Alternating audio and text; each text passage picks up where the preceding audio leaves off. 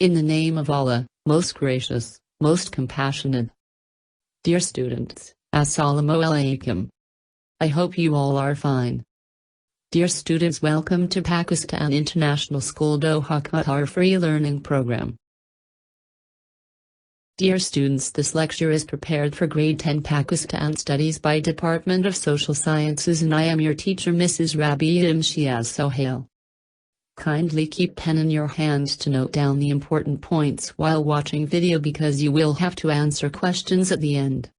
If you find anything difficult, feel free to ask. Dear students, today you will learn Chapter 5 History of Pakistan 2. Dear students, the topic for today's lesson is the Constitution of 1973 and Islamization under Zia-ul-Haq.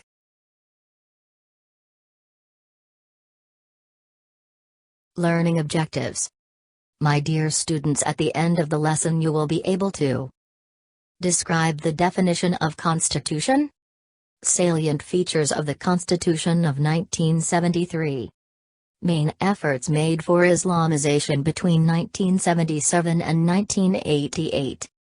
To complete the given questions and worksheet. My dear students, in order to understand features of Constitution, first we should know what is Constitution. Constitution is the set of law and principles that determines the nature, functions and limits of the government and other institutions. The Constitution may tell what the branches of the government are, what powers they have, and how they work. It may also state the rights of citizens. The Constitution of 1973 of Pakistan was adopted on April 12, 1973. This constitution fully represents the ideology and democratic aspiration of the people of Pakistan. It was approved on 14 August 1973 with overwhelming majority under the office of Prime Minister, Zia-ul-Haq. Key aspects of the 1973 Constitution. Preamble.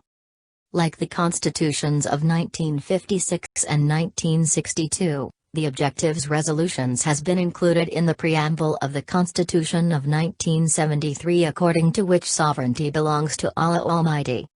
Written Constitution. Like the previous constitutions, it is also a written document which comprises 280 articles, 12 sections and 6 judicial records. Federal Constitution. Like the previous constitutions, Pakistan has been declared a federal state in the 1973 Constitution. The Federation of Pakistan consists of 4 provinces, federal capital and adjoining tribal areas which are called FATA, federally administered tribal areas, and PATA, provincially administered tribal areas. Semi-rigid Constitution. It is a semi-rigid constitution. The method of amendment is neither too difficult nor too easy.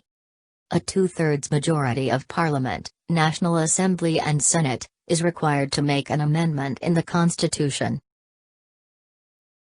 National language. Urdu has been declared the national language.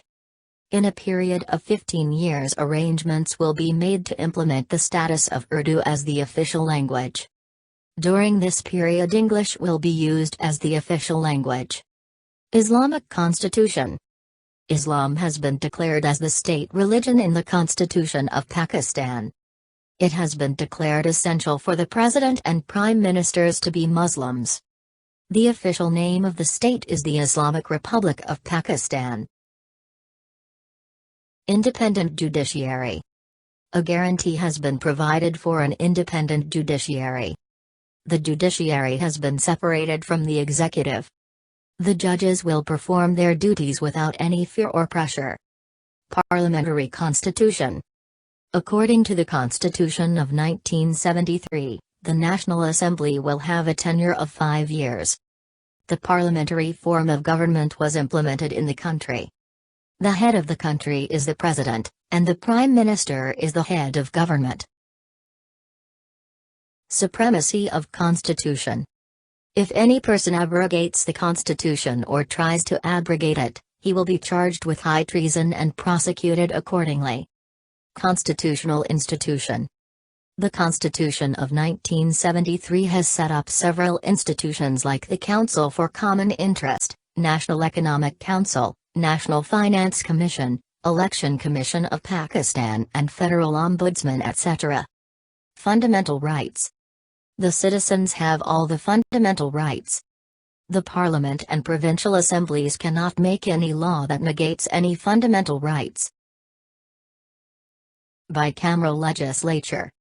The Parliament will consist of two houses according to 1973 Constitution. The upper house is called the Senate and the lower house is called the National Assembly.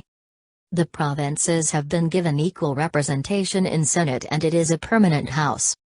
Its tenure is of 6 years. It consists of 104 members. The National Assembly comprises of 342 members. The total number of the members of the Parliament is 446. My dear students, now we will discuss about General Zia-ul-Haq era, 1977 to 1988. Creation of Pakistan National Alliance. During the elections of 1977, all the political parties in the country had decided to fight against People's Party. All the parties formed an alliance called Pakistan National Alliance. Maulana Mufti Mahmud was its head. Elections of March, 1977. The National Assembly elections were held on 7th of March, 1977, in which People's Party won with a great majority. The National Alliance blamed it of rigging the polls and boycotted the provincial elections held on 10th March. The elections were declared invalid. Movement of Nizam-e-Mustafa. A movement called Nizam-e-Mustafa was started. When the situation was beyond control, Mr. Bhutto invited the National Alliance for negotiations.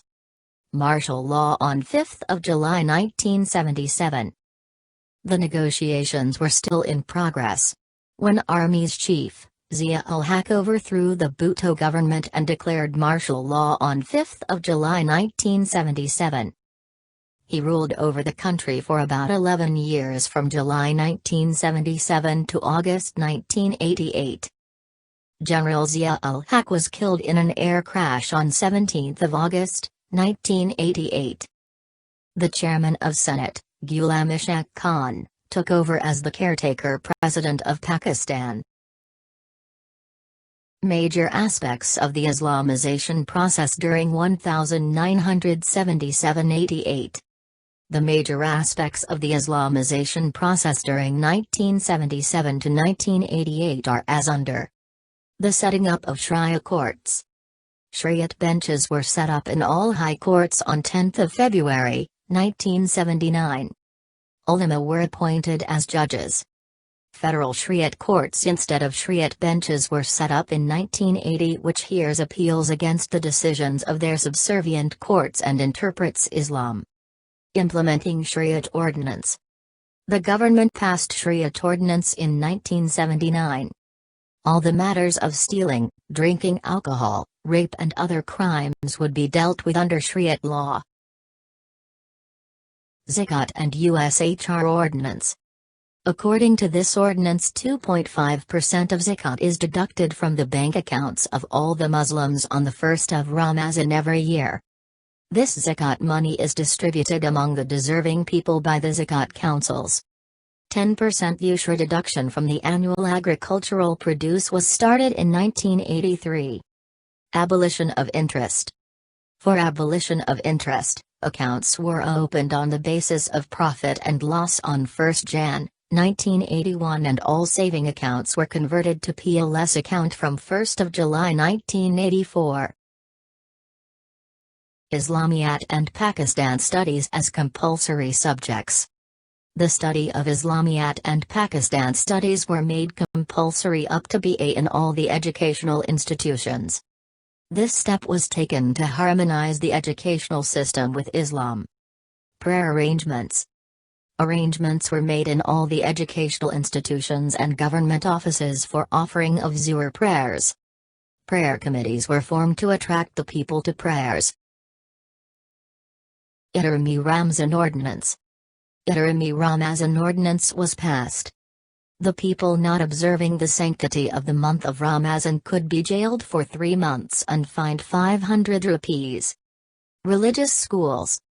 In Zia's regime, many religious schools were looked after by the government and they were given annual grants. Their degrees were considered equal to MA. Compulsory study of Arabic. The study of the Arabic language was made compulsory from grade 6 to grade 8. The International Islamic University. The International Islamic University in Islamabad was started in 1981 for Islamic learning and law research. The setting up of a Shariat faculty. A Shariat faculty was set up in the Quaid-e-Azam University in Islamabad, which would provide teaching of Hadith, Fiqh and Islamic law. This was all about today's lecture. If you have any question, ask your subject teacher. Watch the given video 2 times attentively and note down main points. This practice will help you in answering quiz questions, solving MCQs and answering the given questions. Thank you for being attentive. See you all in our next session. Take care and Allah Hafiz.